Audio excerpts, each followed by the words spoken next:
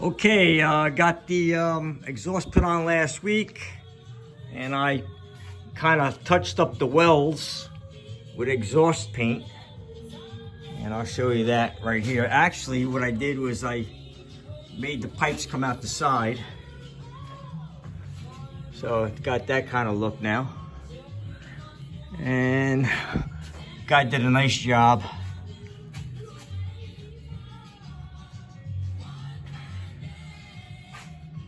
Everything is kind of done. Those are the Borla exhaust mufflers on there.